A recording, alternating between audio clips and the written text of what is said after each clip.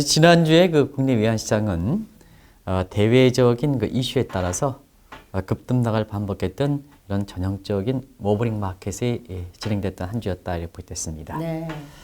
사실 그 주 초반에는 페드가 이렇게 코로나 사태에서 심리적으로 공포 상태에 높아지는 것을 진정시키기 위해서 12년 만에 전격적으로 금리를 2단계 0.5%포인트 내렸죠.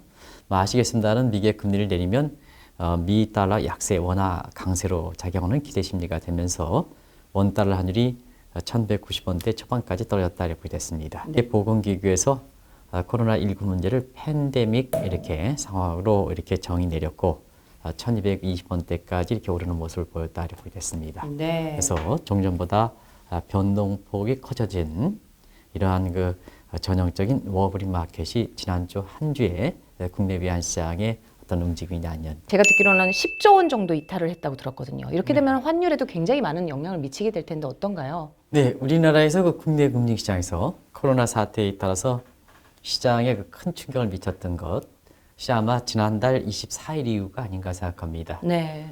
그러한 움직임에 맞춰서 국내 증시에서도 외국인 자금이 본격적으로 이탈하기 시작했습니다.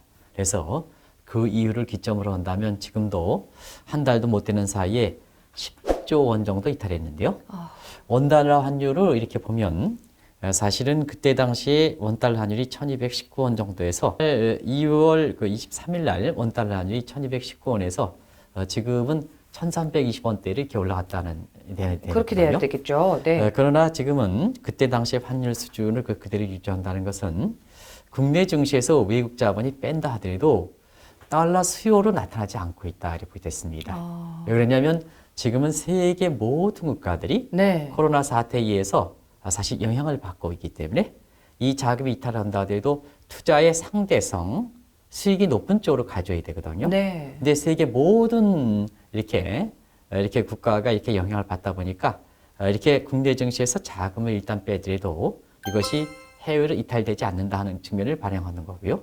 또 한 가지는 주식에서 이탈될 뿐만 아니라 금이라든가 안정자산도 동시에 위축되다 보니까 네. 세계 모든의 투자 자금이 어떻게 보면 정체 현상을 보이고 있다. 왜냐하면 일단 빼더라도 이 자금이 외화 수요로 나타나는, 그래서 원달러 환율을 올리는 그런 수요로 나타나지 않기 때문에 그런 모습을 보이고 있다 이렇게 보겠습니다. 네. 신종 코로나 바이러스 문제는 사실 그 리스크 이론에서는 종전의 이론이라든가 네. 상식에 통하지 않은 뉴노멀 리스크로 이렇게 분류되고 있고요. 그렇죠. 그 다음에 신종 코로나 바이러스 질병 문제는 사실 디스토피아에서 세상의 가장 어두운 이런 측면이거든요. 네.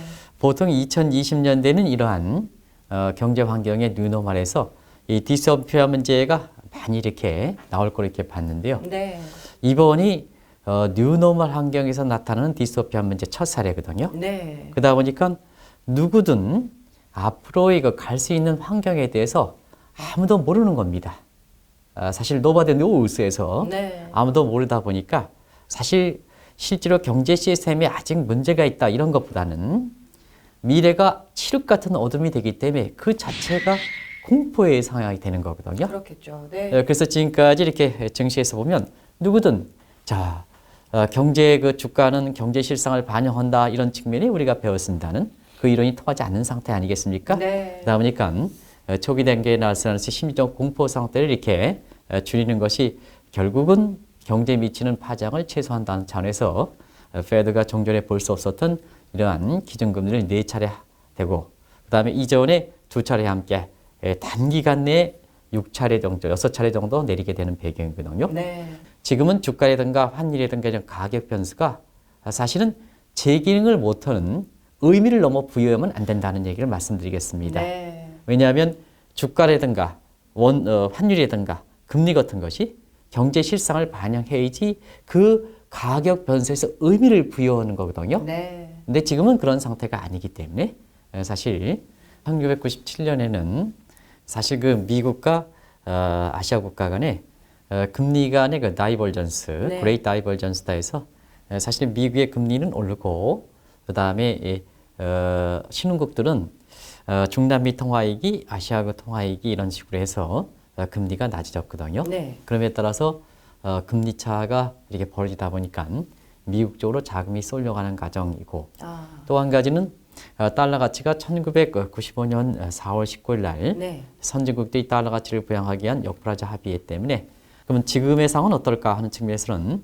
세계의 모든 국가들이 금리를 내린다. 오히려 미국과 한국과의 금리가 역전되는 현상이 발생하는 이러한 그 상황이거든요. 네. 그런 상태에서 보면은 일단 1997년 것처럼 Great Divergence가 아니라 Great Convergence에서 네. 대수렴 현상이 발생하고 있다는 측면이고 외환보유고가 지금 제1선을 갖고 있는 자금들이 지금 4천억 달러이 넘습니다. 네. 그리고 통화 스왑이라든가 이런 쪽에 갖고 있는 제2선 자금 Second Facility가 지금 1,300달러가 넘습니다. 그러다 보니까 1선과 2선을 합친 우리의 외환보유가 지금 5천억 달러를 훨씬 넘는 상태거든요. 네. 원달러 환율이 사실 그때 당시와 비슷하게 유지하는 배경이다 이렇게 됐습니다. 이제 아무래도 기업들도 굉장히 어려운 상태고 가게도 어려워진 상태입니다. 뭐 금리 인하를 발표한다고 해서 이게 뭐 굉장히 뭐 바뀔 것이다 어떤 기대를 하기도 사실은 굉장히 어려운 상황인데 뭐든지 이렇게 어려울 때에는 누구를 의존하는 것보다는 자기 네. 스스로 경제 활동에 참여하는 겁니다. 그것이 사실 가장 좋은 해결책이다.